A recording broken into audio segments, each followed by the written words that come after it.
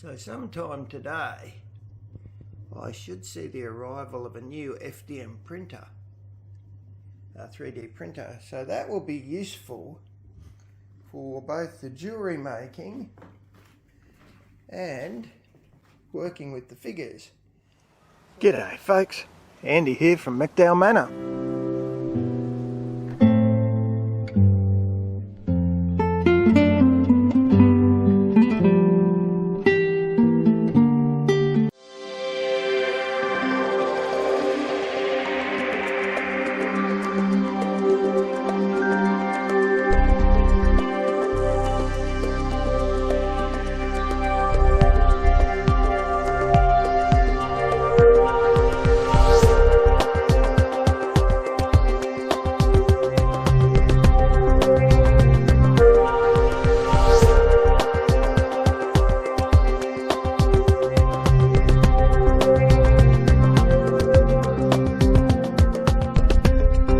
Probably be the first of the 3D printing playlist.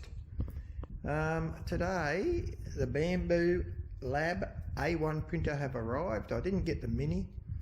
I think the price difference is only about $100, and this one's got a bigger build plate, and there's actually two arms, not one, so I thought maybe there's some advantage. I don't think I want multicolour. I'll be using it mostly to make jewellery things that I'll cast, like rings and stuff that I'll use to cast, and or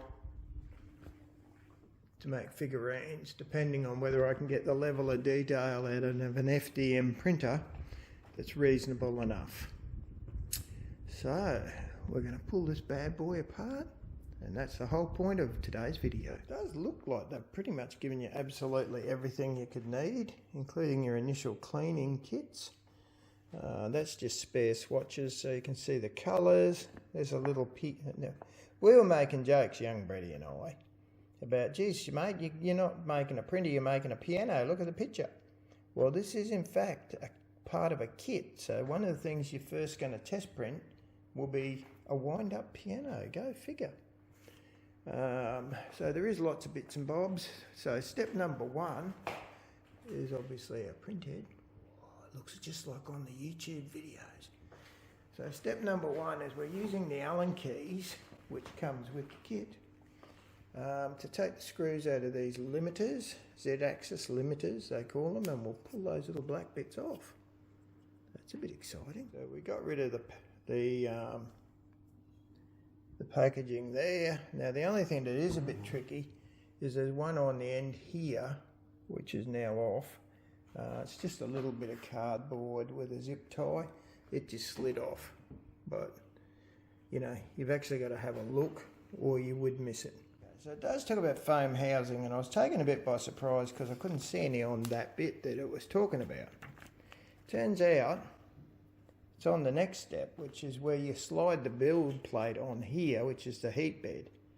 So we're going to have to cut those zip ties, and there's our foam housing that we've got to pull off.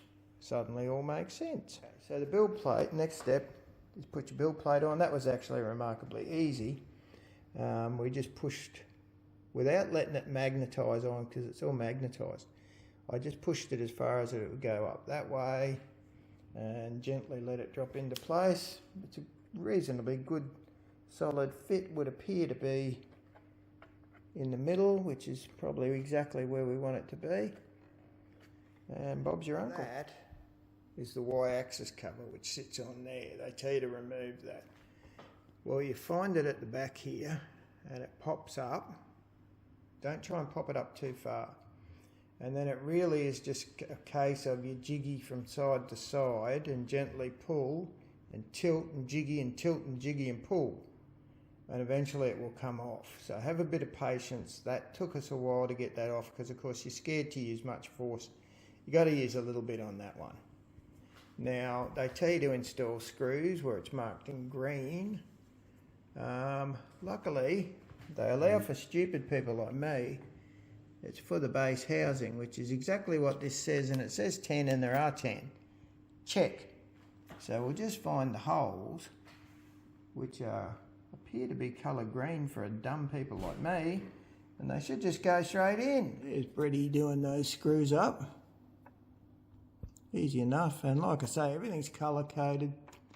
Well, at this point, so you can't bugger it up, which is pretty good. Okay, so then you slide the bed back that way, and Brady's putting the last 2 screws in. They very generously give you 1 spare. Okay, so the next step was take this part. You line, there's a grey bit under there that you probably can't see anymore. There's a sticky up bit where my finger is. You line that up in a hole under there, pop her in like that, and then you plug in that one, you plug in that one. The green gives you the colour coding. Oh, and the white. So it's pretty obvious. Now the yellow, Brady's found a yellow sticker down there. We're guessing that will simply go in here. It's whether or not it goes under that cover we're wondering. So we'll turn the page and find out. This little bit of cover opens. The cord that was there goes sliding up. Brady was right. The yellow goes in the yellow. Bob's your own. The next bit was stick this on here. It's pretty easy to work out which way it goes. The trick is find the screw hole. So you run your finger up here and it's up under where I am now. Actually went in quite easy once I found the correct hole. So the magic book's telling us we're at the stage where we get to plug the power cord in there. And then we turn it on. And we do all the network connecting stuff, which should be pretty straightforward and easy. Remember, handy app, yeah, all that stuff. So that's essentially the unbox and the build. So I know, because I've watched other videos, this, for example, is going to be the bed scraper. That's a blade that goes on the bed scraper, and you're going to print the bed scraper. And there's obviously the other things like the Panano and I think a vehicle that you get to print. So the whirligig's not on yet. I'm not sure where the whirligig goes. It didn't. Yeah, maybe. So yeah, well, we're at the stage. Now, unfortunately, that puts me at a point. I'll probably stop the video here because we have done the build. So what we're going to have to do, because of course I haven't put that bit on yet, which is what the filament feeds through. So there's still a little bit of dicking about, and the filament holder's not actually on yet. So she's placed on the desk near my 2D printer. I have a dryer which I've placed beside it. We've run power from behind the desk way up to here. We're at the turn it on and start and network the baby.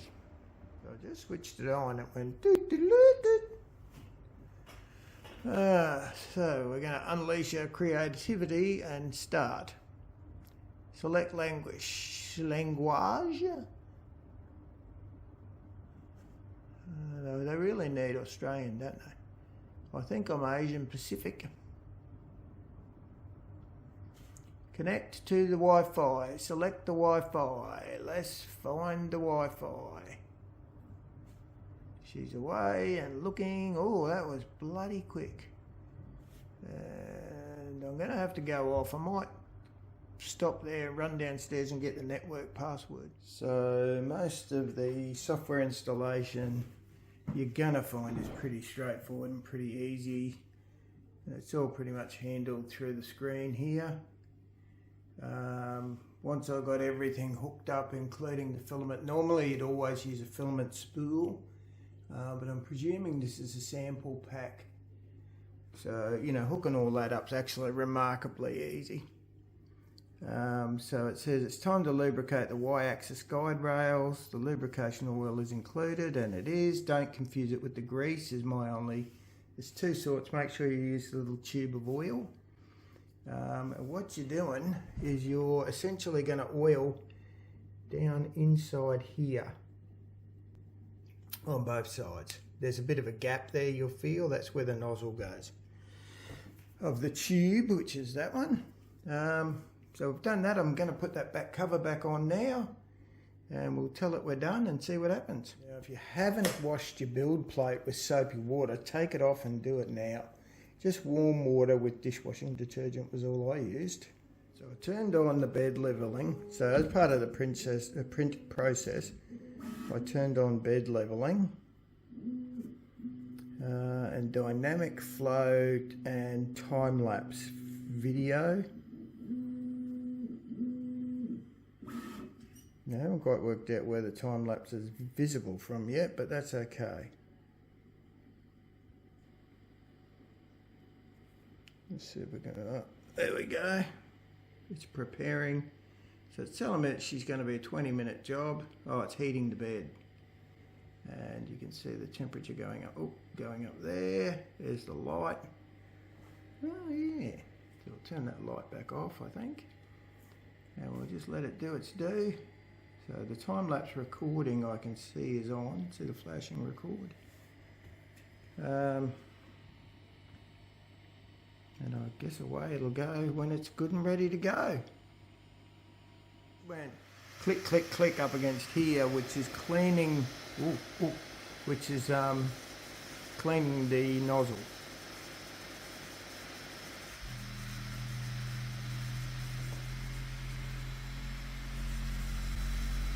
Now I'm obviously not going to do all 20 minutes of this.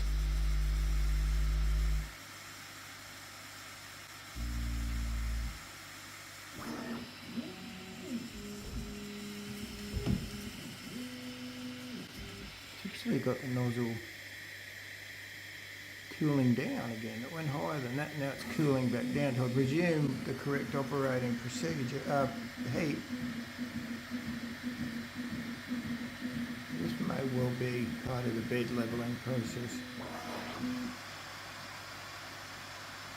This is tool head cleaning. Oh, that's just, okay, that's the nozzle cleaner at the back there. They'll give you a spare one of them.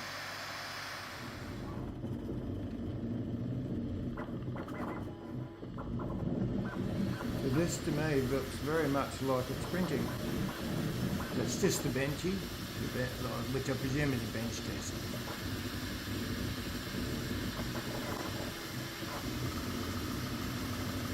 And so we're on about the second row now. You can see a white line up the front. I don't know whether that was where it was testing it or what it was doing, but anyway, how interesting. And there she goes. So it's re-warmed up. The bed temperature is, I think, it's either 64 or maybe it's the nozzle that's at 220. So I did find the camera. It's in the app on the phone, which also let me see there's a little cover over the lens. There it is there that you have to take off. Could have told me that, I guess, guys, or I probably missed it, to be honest with you. Now, I believe there is, in fact, a light there.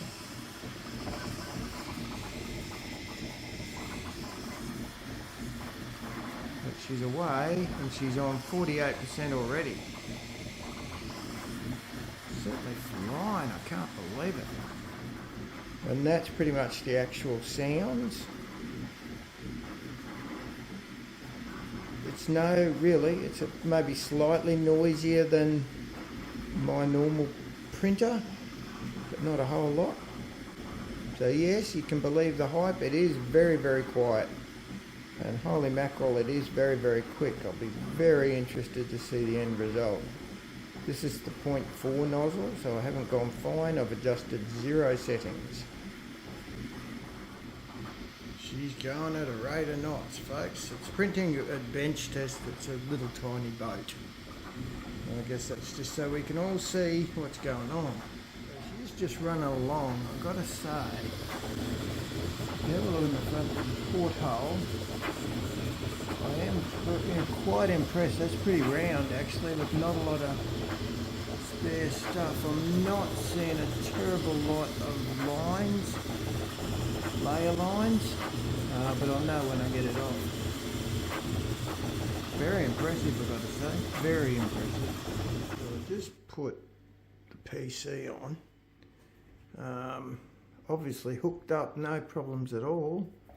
Not quite sure how she managed that, whether it did a lot of it by Bluetooth, but you really just install the software on the PC and it just hooks up. So that's both the PC and the phone apps work very well. A little test bench result. At a glance, at a look from up here, I can see there are a few kind of ruffles that you'd probably call layer lines. On the front of there I can see some, but otherwise it's pretty bloody good, I've got to say. And bear in mind, this is the .04 nozzle, not the .02. So, wow. Mind you, this is the bench test model, so it has been, you know, adapted within a millimetre of its life to make sure it works properly on the bench test. But, well, so far so good, and what I'm seeing certainly impresses me. Just watching how it prints the roof without any supports. So layer by layer, it's gradually just making each side, of each of the four sides, that little bit longer. I presume until they have already met up. There you go, until they meet up.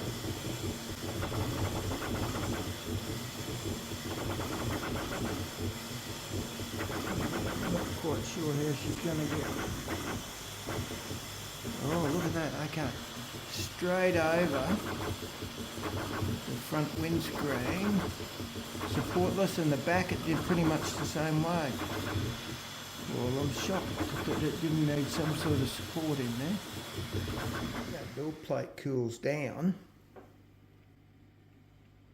I'll leave it a little while, make sure it's completely cool. You should just flex it a bit, and that should allow the little boat just to pop off. Yeah, folks, really quite impressive. I wonder if by hitting that replay button you could replay the video. Shall we have a look then? No, that's probably more to do with printing. But yeah, very happy with that. Like I say, especially given the filament's not on a proper spool, so it really couldn't tell what that filament was very well. It's only the one they give you just to run the test and a few bits and bobs. Yeah, terrific. Wow. All right, well, we're going to finish there. I hope you enjoyed this video. And this is the first in what I hope will be a long run of informative videos about 3D printing and what I'm discovering as I do my journey. So like I say, none of this is a how-to. This is just me, you coming along on a journey with me as we learn how to use this little sucker. And I've got to tell you, so far so good. So if you like this kind of stuff, feel free to hit the subscribe button. Otherwise, if you don't, still hit the subscribe button. Check out some of the other playlists, because some of those might turn you on. All right, folks. You have a good one, eh? Hooroo.